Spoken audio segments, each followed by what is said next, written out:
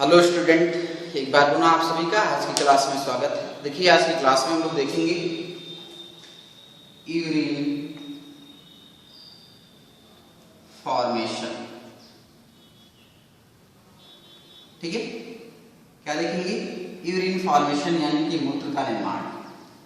ठीक, किसको पढ़ेंगे हम लोग? यूरिन फॉर्मेशन यानी कि पेशाब का निर्माण, यानी कि शरीर के अंदर जो यूरिन है यानी कि जो पेशाब है उसका निर्माण कैसे होता है। तो आपने देखा था इसके पूर्व वीडियो में कि हमारी जो किडनी होती है उस किडनी के अंदर, प्रत्येक किडनी के अंदर 10 से 12 लाख बारीक नलिकाएं होती हैं। जो 10 से 12 लाख जो बारीक नेफ्रॉन्स हैं यानी कि बारीक जो नलिकाएं हैं उन्हें हम लोग क्या कहते हैं? नेफ्रॉन कहते हैं। और जो नेफ्रॉन होती है वो नेफ्रॉन हमारी किडनी की स्ट्रक्चरल एंड फंक्शनल यूनिट होती है, ये भी आपने देखा। ठीक है, ये संरचना बनाती है अंदर की कौन? नेफ्रॉन। और इसके साथ साथ मेन फंक्शन किडनी की नेफ्रॉन ही करती है, इसीलिए तो हम लोग इसको structural and functional unit of kidney कहते हैं। किसको? नेफ्रॉन को। आपने पिछले वीडियो में देखा था कि जो आपके नेफ्रॉन होती हैं वो नेफ्रॉन हमारे जो ब्लड होता है यानी कि हमारा जो खून होता है उस खून को ये क्या करती हैं? फिल्टर करती हैं। आपने देखा था पिछले वीडियो में कि हमारी जो नेफ्रॉन होती है वो खून को फिल्टर करती है और उसके फलस्वरूप जो भी अनवांटेड चीजें होती हैं या फिर जो भी बेकार की अपशिष्ट चीजें होती हैं उसको खून से वो अलग करती हैं और खून को साफ करती हैं और यूरिन बनाती हैं यानी कि पेशाब बनाती हैं। ठीक है, तो आइए देखते हैं यानी कि यूरिन फॉर्मेशन। 2 स्टेप आपको इसमें करना है फिलहाल। एक जो होते हैं वो आपके हैं यूरिया फॉर्मेशन। ठीक, यूरिया फॉर्मेशन पढ़ना है आपको यहाँ पर, और दूसरा आपको पढ़ना है यूरिन फॉर्मेशन पढ़ना है। ठीक है ना? तो यूरिया जो मूत्र बनाने की पूरी प्रक्रिया होती है उसमें जो यूरिया फॉर्मेशन होती है, ये यूरिया फॉर्मेशन तो आपने देखा ही था कि हमारी जो सेल्स होती हैं वो सेल्स मेटाबॉलिज्म करती हैं यानी कि उपापचय की क्रियाएं करती हैं, जिसके फलस्वरूप आपके NH3 को बनाया जाता है। किसको बनाया जाता है? NH3 को बनाया जाता है। जो भी NH3 बनती है वो ब्लड सर्कुलेशन द्वारा आपके कहाँ चली जाती है? लीवर में चली जाती है, ये भी आपने देखा। जो भी हमारी सेल्स के पास NH3 बनती है मेटाबॉलिज्म के फलस्वरूप, है ना, ये सर्कुलेशन द्वारा आपके कहाँ पहुंच जाती है? परिसंचरण द्वारा लीवर में पहुंचती है। ठीक है, और लीवर जो हमारी सेल्स होती है यानी कि जो यकृत की सेल्स होती हैं वो क्या करती हैं? जो भी ये NH3 होती है इस NH3 को कार्बन डाइऑक्साइड के संयोग से, इसके कार्बन डाइऑक्साइड के संयोग से क्या करती हैं? इस NH3 को विषैले पदार्थ को ये कन्वर्ट कर देती हैं NH2CO NH2। ठीक, NH2CO NH2 यानी कि यूरिया में इसको बदल देती है। ठीक, अब ये क्या है कि ये उत्सर्जित पदार्थ है। ये उत्सर्जित पदार्थ एक बार पुनः खून के अंदर डाल दिया जाता है। इन्हीं उत्सर्जित पदार्थों को हमारी जो किडनी की जो नेफ्रॉन्स हैं वो क्या करती हैं? अलग करती हैं। ठीक है, तो ये क्या है? पूरी यूरिया फॉर्मेशन की कहानी है। जब आप 11th क्लास को ज्वाइन करेंगे तो वहां पर आपको यूरिया फॉर्मेशन की जो कहानी होती है, पूरी जो स्टेप्स होती है वो पढ़ाई जाएगी। फिलहाल हाई स्कूल में हम लोग कम से कम टाइम में इस यूरिया फॉर्मेशन को पढ़ेंगे। ठीक है, तो ये चीजें हैं। अब हम लोग जान लेते हैं यूरिन फॉर्मेशन कैसे होता है। यूरिया फॉर्मेशन समझ में आ गया सभी को? यूरिया कैसे बनता है? NH3 और यानी कि जो हमारी सेल्स होती हैं उपापचय क्रियाएं करती हैं उसमें NH3 वो रिलीज करती हैं, ब्लड सर्कुलेशन द्वारा आपके लीवर में पहुंच जाता है। लीवर सेल्स भी NH3 का फॉर्मेशन करती हैं स्वयं। ठीक है, तो अब क्या होता है? NH3 जो होती है, अमोनिया जो होती है, कार्बन डाइऑक्साइड के साथ सहयोग करती है। कहाँ? लीवर सेल्स में, लीवर के अंदर यकृत में, और फिर इन दोनों के सहयोग से यूरिया का निर्माण किया जाता है। जो यूरिया बनती है ये भी क्या है? आपके उत्सर्जित पदार्थ है। इसी को बाहर निकालने के लिए हमारी जो है किडनी वो लगी हुई है। इसके अलावा जो भी शरीर में क्या है कि हाइड्रोजन आयन की जो संख्या होती है, या फिर कह सकते हैं कि शरीर की जो आपके जो एसिड एंड बेस जो संतुलन है उसको भी बनाए रखने में ये क्या काम करती हैं? कौन? हमारी नेफ्रॉन्स। तो आइए देखते हैं कि यूरिन फॉर्मेशन कैसे होता है। ठीक, देखिए यूरिन फॉर्मेशन को हम लोग पढ़ेंगे 3 स्टेप में। एक जो पहली स्टेप्स होती है वो होती है अल्ट्रा फिल्ट्रेशन। ठीक, फिल्ट्रेशन, अल्ट्रा फिल्ट्रेशन। सेकेंड जो होती है सिलेक्टिव रीएब्जॉर्प्शन, दूसरा क्या होता है सिलेक्टिव रीएब्जॉर्प्शन, ठीक है ना। ऐसे में तीसरी जो होती है सिक्रीशन। देखिए ये 3 पॉइंट हैं आपके यूरिन फॉर्मेशन में हम लोग देखेंगे, ultrafiltration, selective reabsorption and secretion. Ultrafiltration का मतलब है प्रानिस्यंदन, ठीक। सिलेक्टिव रीएब्जॉर्प्शन का मतलब है यहाँ पर चयनात्मक पुनरावशोषण या पुनर्अवशोषण कहेंगे इसको। सिक्रीशन का मतलब है स्राव। आइए देखते हैं इन तीनों स्टेपों को कैसे हमारे शरीर के अंदर यानी कि किडनी के द्वारा यूरिन फॉर्मेशन की जाती है।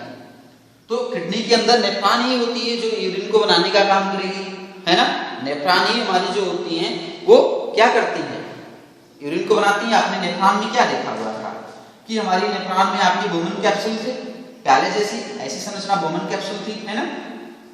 ऐसे में यहाँ से आपके समीपस्थ कुंडलित नलिका, उसके बाद आपके असेंडिंग हेनले लूप, डिसेंडिंग और दूरस्थ कुंडलित नलिका आपने देखा था।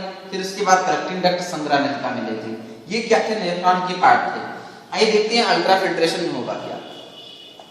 देखिए अल्ट्राफिल्ट्रेशन का मतलब क्या है, अल्ट्रा मतलब बहुत सूक्ष्म और फिल्ट्रेशन का मतलब है यहाँ पर निस्यंदन यानी कि छानने से है।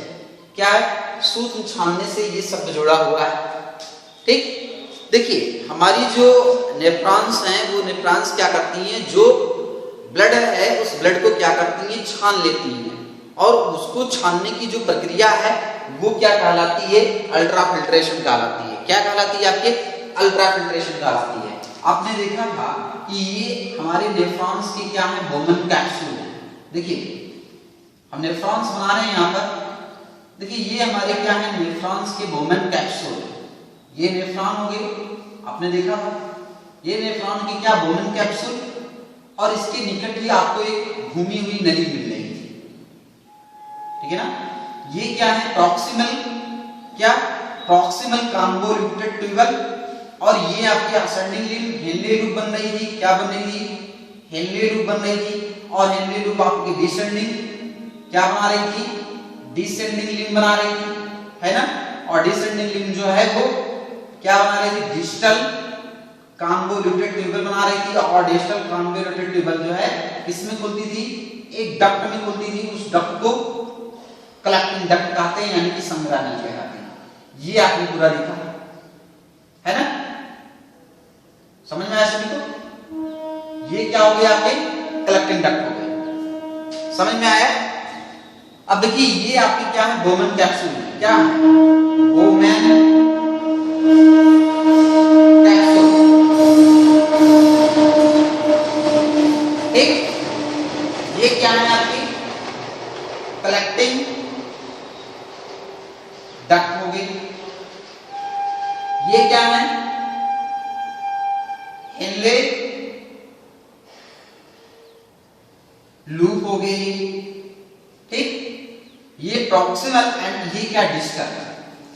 आइए देखिए, देखिए ये जो बोमन कैप्सूल हमारी होती है इस बोमन कैप्सूल के अंदर एक नली प्रवेश करती है, आपने देखा था, ठीक है। इसके अंदर क्या करती है एक नली प्रवेश करती है। देखो एक ये नली प्रवेश कर रही है, खून की पाइप होती है, ठीक। ये नली जो है ये क्या कहलाती है आपके अफरेंट आर्टीरियोल, ठीक। अफरेंट आर्टीरियोल्स कहलाती है, यानी कि ये जो है ये खून को लेकर इसमें आती है। फिर क्या करती है ये जो नली होती है ये नली इस बोमन कैप्सूल के अंदर आपके एक नेटवर्क तैयार करती है। खून की क्या करती है नेटवर्क तैयार करती है, ठीक है ना। खून की क्या करती है एक नेटवर्क तैयार करती है। इस तरह समझ लो ये क्या कर रही है इसके अंदर आपके खून की पाइप की एक नेटवर्क तैयार कर रही है। इसी को हम लोगों ने क्या कहा था याद है किस क्या कहा था हम लोगों ने ग्लोमेरुलस, ग्लोमेरुलस, ठीक। इसको हमने क्या कहा था ग्लोमेरुलस कहा था, ठीक है ना। और ये नेटवर्क बनाने के फलस्वरूप ग्लोमेरुलस जो बन रही है, ये फिर ये बाहर जब निकलती है तो ये नली क्या थी, एफरेंट आर्टेरियोल्स थी। क्या थी? एफरेंट आर्टेरियोल्स थी। ये क्लियर हुआ? अब देखिए जो ये नली होती है खून की, इसके द्वारा, ये एरो बता रहा है कि इसके द्वारा जो ब्लड होता है हमारे किडनी के प्रत्येक नेफ्रॉन में, क्योंकि प्रत्येक नेफ्रॉन के पास सब ऐसी संरचनाएं होंगी, ठीक, और प्रत्येक नेफ्रॉन पर भी आपके आफरेंट आर्टेरियोल्स जाएगी, ठीक। जो भी आफरेंट आर्टेरियोल से इसके अंदर प्रवेश कर रही है, ये आपके खून को लेके आती है। जो नली प्रवेश कर रही है इस बोमन कैप्सूल के अंदर, ये एक नेटवर्क बनाती है जिसे हम लोग ग्लोमेरुलस कहते हैं। जब भी ये नली बाहर इससे निकलती है तो आप देख क्या रहे हैं कि ये जो नली होती है खून की, ये पाइप जो है वो आपको कुछ मोटी दिख रही है, और क्या ये जो नली है वो आपको कुछ पतली दिख रही है, ठीक। तो जिस प्रेशर से ब्लड जो है, खून जो है इस बोमन कैप्सूल के अंदर आता है, उसी उतनी तेजी से ये इससे बाहर नहीं निकल पाता है। पहली चीज आपको जानना है। आप पढ़ क्या रहे हैं? अल्ट्राफिल्ट्रेशन यानी कि प्रानिसंदन, ठीक, यानी कि ब्लड को छानने की जो प्रक्रिया है वो क्या कहलाती है? अल्ट्राफिल्ट्रेशन कहलाती है। खून को नेफ्रॉन द्वारा छानने की जो प्रक्रिया है वो क्या कहलाती है? अल्ट्राफिल्ट्रेशन कहलाती है। देखिए अल्ट्राफिल्ट्रेशन में होगा क्या कि बोमन कैप्सूल के अंदर आपके खून आ रहा है, किसके द्वारा आ रहा है? आफरेंट आर्टेरियोल्स के द्वारा आ रहा है, ठीक है ना। इस नली द्वारा खून आ रहा है। जितनी वेग से, जितनी तेजी के साथ इसमें ब्लड आता है, उतनी तेजी के साथ इससे बाहर नहीं निकल पाता है। क्यों नहीं निकल पा रहा है? क्योंकि ये जो नली होती है ये काफी पतली होती है ना, तो इस वजह से उतनी तेजी से बाहर नहीं निकल पाता है। इसलिए जो ये ग्लोमेरुलस की ये नेटवर्क होती है, यहां से जो खून के अंश हैं, यानी कि जो प्लाज्मा के अंश हैं, किसके? प्लाज्मा के जो अंश हैं, प्लाज्मा के कौन कौन से अंश हैं? आपके ग्लूकोज होंगे, क्या होंगे? ग्लूकोज होंगे, अमीनो एसिड होगी, क्या होगी? अमीनो एसिड्स होगी। ये जो चीजें होती हैं, है ना, तो ये जो चीजें होती हैं ये क्या करेंगे आपके? ये सब क्या करेंगी? इससे फिल्टर कर जाएंगी। क्या करेंगी? इस ग्लोमेरुलस से छानकर क्या करेंगी? इस बोमन कैप्सूल के अंदर आ जाएंगी। किसके अंदर आ जाएंगी? बोमन कैप्सूल के अंदर आ जाएंगी। क्या आ जाएंगी? प्लाज्मा के जो अंश हैं वो छन के इस बोमन कैप्सूल के अंदर आ जाते हैं। इस क्रिया को हम लोग अल्ट्राफिल्ट्रेशन कहते हैं। अल्ट्राफिल्ट्रेशन सभी को समझ में आया? क्या आपने देखा कि जो भी ग्लोमेरुलस हैं, उस ग्लोमेरुलस से आपके रुधिर प्लाज्मा के जो अंश हैं, प्रोटीन को छोड़कर, किसको? प्रोटीन को छोड़कर अधिकांश जो चीजें होती हैं वो आपके जल भी, क्या? H2O, ठीक, और भी जो सारी चीजें होती हैं वो आपके छनकर क्या करती हैं? इस बोमन कैप्सूल के अंदर आ जाती हैं। सभी नेफ्रॉन में ये कहानी चलेगी। तो इस बोमन कैप्सूल में इन प्लाज्मा के, रुधिर के प्लाज्मा के अंश का छनकर इस बोमन कैप्सूल में आना ही क्या है? आपके अल्ट्राफिल्ट्रेशन है। समझ में आया?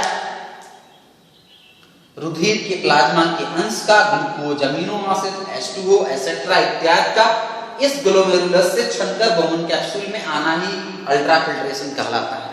अब खून के जो अंश हैं, पानी इत्यादि जो है वो सब इस बोमन कैप्सूल में आ गया है। अब बोमन कैप्सूल से होते हुए ये जो तरल होते हैं आगे पास करते हैं। कहां? आगे पास करते हैं, यानी कि जो समीपस्थ कुंडलित नलिका होती है, ये समीपस्थ क्या है? कुंडलित नलिका है, ठीक। ये आरोही है, आरोही भुजा है, आरोही नली है, ये हेनले डूब है। अब क्या होगा कि ये तरल जो है ये समीपस्थ कुंडलित नलिका में पास कर जाएगा, आगे बढ़ जाएगा, ठीक है ना। ऐसा में अब जो इसकी दीवार जो होती है, दूसरी, ये अल्ट्राफिल्ट्रेशन आपने खत्म हो गया। देखिए हाई स्कूल की क्लास में हम लोगों को यूरिन फॉर्मेशन की कहानी बहुत विस्तृत नहीं पढ़नी है। फिलहाल यूरिन फॉर्मेशन को हम लोगों को समझ लेना है, ठीक है ना। तो शॉर्ट में आपको हम बताते हैं। दूसरी जो स्टेप स्टार्ट होती है सिलेक्टिव रीएब्जॉर्प्शन। कहने का मतलब है कि जो भी फिल्ट्रेट आया हुआ है इस बोमन कैप्सूल के अंदर या फिर नेफ्रॉन्स के अंदर, उसमें आपके इंपॉर्टेंट चीजें भी गई हैं, ग्लूकोज भी गया है, अमीनो एसिड्स भी गया है, H2O भी गया, और एक्सेट्रा जो चीजें हैं वो भी सारी चीजें इस नेफ्रॉन्स के अंदर आ गई हैं। ब्लड की इंपॉर्टेंट चीजें जो हैं वो छन के कहां चली गई हैं? नेफ्रॉन के अंदर चली गई हैं। अतः जरूरी है कि इन आवश्यक पदार्थों को सोख लिया जाए, यानी कि एब्जॉर्ब कर लिया जाए, और एब्जॉर्ब करके फिर से खून के अंदर डाल दिया जाए, वरना खून के अंदर इन चीजों की कमी हो सकती है। समझ में आया सभी को? ठीक है ना?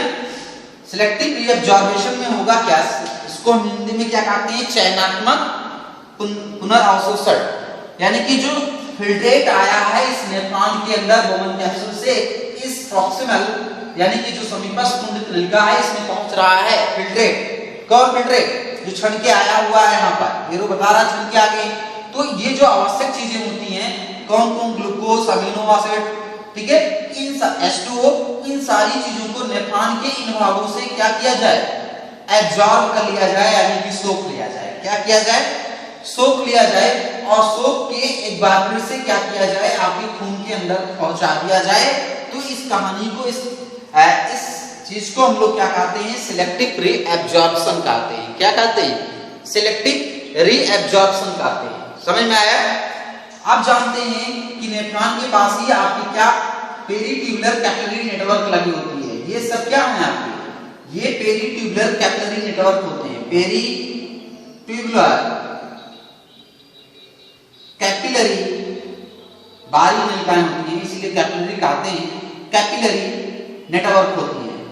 ठीक, पूरे नेफ्रॉन्स पर ये क्या होती है, फैली होती है। तो जो भी एब्जॉर्ब किया जाएगा, यानी कि जो भी इंपॉर्टेंट चीजें, ग्लूकोज, अमीनो एसिड्स, H2O, ठीक है, और जो भी आपके सोडियम इत्यादि होंगे, NaCl जो भी होंगे, वो उन सारी आवश्यक चीजों को क्या किया जाता है, फिर से एब्जॉर्ब करके इस नेफ्रॉन के अंदर से इस खून के अंदर पहुंचा दिया जाता है। ठीक, नेफ्रॉन के नली के अंदर से इस छने हुए तरल में उपस्थित जो आवश्यक चीजें होती हैं, उन आवश्यक चीजों को अवशोषित करके इस पेरीट्यूबुलर कैपिलरी नेटवर्क की जो खून है, इस खून के अंदर पहुंचा दिया जाता है। इस कहानी को, इस तथ्य को हम लोग पूरी सिलेक्टिव रीअब्जॉर्प्शन कहते हैं, यानी कि चयनात्मक पुनरावशोषण कहते हैं। धीरे धीरे ये एब्जॉर्प्शन आपके नेफ्रॉन की पूरे भागों तक, यानी कि जो आपकी ये डिस्टल पार्ट है, यानी कि जो दूरस्थ कुंडित नलिका है, यहाँ तक पूरी जारी रहती है। ठीक है ना? पूरी एब्जॉर्प्शन हो जाती है। उसके बाद तरल जो है वो चला आता है कहाँ पर, कलेक्टिंग डक्ट में चला आता है। कहाँ पर? कलेक्टिंग डक्ट में चला आता है, यानी कि संग्रह नलिका में चला आता है ना? ये तरल आपके धीरे धीरे यहाँ से बढ़ता हुआ सभी नेफ्रॉन के इन भागों से बढ़ता हुआ आपके पहुंच जाता है कहाँ, संग्रह नलिका, यानी कि कलेक्टिंग डक्ट में चला जाता है। ठीक, कलेक्टिंग डक्ट की जो वाल होती है, ये भी क्या होती है, जल अवशोषण के लिए ये परमेबल होती है, यानी कि जल इससे क्या होती है, अवशोषित होकर फिर से खून के अंदर पहुंचा दी जाती है। अब इस तरह जो भी तरल छन गया है और रीअब्जॉर्ब हो गया है, पूरी तरह अवशोषित हो गया है, उसकी इंपॉर्टेंट चीजें वो संग्रह नलिका से होते हुए आगे बढ़ जाती है। ठीक, अब जो भी ये तरल आगे बढ़ती है, ये क्या करती है, आपके किडनी की जो पेल्विस होती है, उस पेल्विस के अंदर ये जो अवशोषित जो, यानी कि सिलेक्टिव जो रीअब्जॉर्प्शन की प्रक्रिया है, उसके फलस्वरूप जो तरल शेष बचता है, वो आपकी क्या होती है, पेल्विस, यानी कि किडनी की जो पेल्विस थी, आपने ये देखा था कहाँ, है ना? और यहाँ से आपके क्या लगे थे, यूरेटर लगे हुए थे। यहाँ पर आपके मेडुला थे, मेडुलरी पिरामिड थे, है ना? और ये जो भाग था, ये क्या था, पेल्विस था। अब जो भी इस कलेक्टिंग डक्ट से जो भी तरल होगा, वो क्या होगा, इस पेल्विस में निकल जाएगा। ठीक है, और इस पेल्विस में जो तरल होगा, यानी कि छना हुआ जो द्रव होगा, पूरी तरह और अवशोषित होने के बाद ये चीजें क्या होंगी, आपके यूरिन होंगी। क्या होंगी? यूरिन होंगी। बट उससे पूर्व एक चीज और आपके बचा हुआ है, सिक्रेशन, यानी कि स्रावण। ठीक है, स्रावण में क्या होगा कि जो भी ये पेरीट्यूबुलर कैपिलरी नेटवर्क होती है, ठीक है ना, इस पेरीट्यूबुलर कैपिलरी नेटवर्क में जो भी कुछ और अपशिष्ट चीजें रह जाती हैं, इन चीजों को इससे निकालकर फिर से कहां पहुंचा देना, आपके नेफ्रॉन के अंदर पहुंचा देना।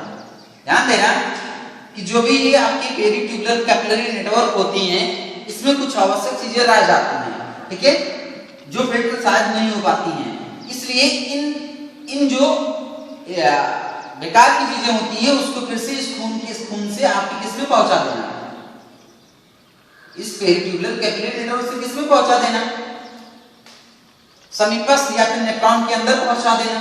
ये चीज का कहलाती है आपके सिक्रेशन कहलाती है, यानी कि स्रावण कहलाती है। आपने देखा यहाँ पर कि अब इस कलेक्टिंग डक्ट से क्या हुआ, आपके जल भी मैक्सिमम क्या हुआ, एब्जॉर्ब हो गया, रीएब्जॉर्ब हो गया और खून के अंदर डाल दिया गया। और ये जो भी अब क्षमा हुआ जो शेष चीज बचा वो आपके क्या हुआ, यूरिन हुआ, यानी कि क्या हुआ, मूत्र हुआ, ठीक है ना। ऐसे में अब ये यूरिन जो हुआ यहाँ पेल्विस में निकला और पेल्विस से आगे क्या लगी हुई है, आपके यूरेटर लगी हुई है। क्या लगी हुई है, यूरेटर लगी हुई है, यानी कि मूत्र नली लगी हुई है। और इस मूत्र नली द्वारा जो भी यूरिन होगा वो यूरिन यहाँ से होते हुए दोनों किडनी से, दोनों किडनी के यूरेटर से होते हुए ये पहुंच जाती हैं आपके किसमें, यूरिनरी ब्लैडर में पहुंच जाती है। किसमें, यूरिनरी ब्लैडर में पहुंच जाती हैं। और ब्लैडर एक थैली होती है जो यूरिन को क्या करती है, संचय करती है। यानी कि ये यूरिन जो होगा वो ड्रॉप के रूप में ये यूरिनरी ब्लैडर में निकलता रहेगा, ठीक है ना। और इसमें क्या होगा, ये अब जमा रहेगा। जब ये पूरी तरह भर जाती है या भरने लगती हैं तो हम लोगों को आभास लगता है, फिर हम लोग क्या करते हैं, इस यूरिन को बाहर रिलीज कर देते हैं। क्या करते हैं, इस पेशाब को बाहर रिलीज कर देते हैं। आइए देखते हैं यूरिन की क्या कंपोजिशन होती है। यूरिन जो है एक अम्लीय पदार्थ है। क्या, एक अम्लीय तरल पदार्थ है, यानी कि जो यूरिन है, पेशाब जो है एक अम्लीय तरल पदार्थ होता है, ठीक है ना। ऐसे में और इस यूरिन में लगभग मैक्सिमम 95% जो होता है वो क्या होता है, आपके H2 होता है। यानी कि 95% लगभग आपके क्या होता है, जल होता है। यानी कि जो यूरिन हम लोग रिलीज करते हैं, पेशाब बाहर रिलीज करते हैं, उसमें आपके 95% क्या है, जल ही होता है। बाकी शेष आपके क्या है, उत्सर्जी पदार्थ। उत्सर्जी पदार्थ क्या है हमारे, आपने देखा था यूरिया थे, क्या थे, यूरिया थे, यूरिक एसिड थे, अमोनिया थी, ठीक है। कुछ लवण होते हैं, ये क्या है, बाहर रिलीज किए जाते हैं। ऐसे में यूरिया, यूरिक एसिड, अमोनिया, कुछ लवण जो हैं, साल्ट जो है, इनऑर्गेनिक जो पदार्थ होते हैं, अकार्बनिक जो पदार्थ होते हैं, ठीक है, ये क्या किए जाते हैं, बाहर रिलीज किए जाते हैं। इसके अलावा आप देखते हैं यूरिन की जो कलर होती है ना, ऐसे में तो यूरोक्रोम जो होती है, उस यूरोक्रोम नाम पिगमेंट की वजह से यूरिन का कलर थोड़ा हल्का सा होता है। तो वो क्या है, अब यूरिन जो होती है वो बाहर रिलीज की जाती है। तो ये पूरी जो कहानी है क्या है, आपके यूरिन फॉर्मेशन और यूरिनेशन है, यानी कि मूत्र विसर्जन है। यानी कि मूत्र को शरीर से बाहर त्यागना ही क्या है, मूत्र विसर्जन है, यूरिनेशन। ऐसे में तो इस तरह आपने देखा कि हमारी जो किडनी होती है, किडनी की जो नेफ्रॉन्स होती हैं, वो नेफ्रॉन क्या काम कर रही हैं, खून को फिल्टर करती हैं, छानती हैं, है ना। छानने के बाद आवश्यक चीजें भी उस फिल्ट्रेट में आ जाती हैं, छने हुए पदार्थ में आ जाती हैं। इसलिए जरूरी है कि उनमें से जो आवश्यक चीजें हैं उनको क्या किया जाए, रीएब्जॉर्ब किया जाए, चयनित करके उनको रीएब्जॉर्ब किया जाए, सिलेक्टिव रीएब्जॉर्बेशन। सिलेक्टिव रीएब्जॉर्बेशन द्वारा पुनः सारी इंपॉर्टेंट चीजें खून के अंदर डाल दी जाती हैं, है ना। और उसके बाद जो भी बेकार की चीजें बचती हैं वो आपके जो खून में रह जाती है उसको फिर से नेफ्रॉन के अंदर पहुंचा दी जाती है, ठीक। ऐसे में तो ये पूरी क्या है, हमारी यूरिन फॉर्मेशन है। आई होप आपको यूरिन फॉर्मेशन की कहानी जो है, यूरिन फॉर्मेशन की जो नॉलेज है वो काफी अच्छी लगी होगी और किडनी की वर्क के विषय में आप समझ गए होंगे कि हमारी किडनी क्या काम करती है। ऐसे में आज की वीडियो में इतना ही।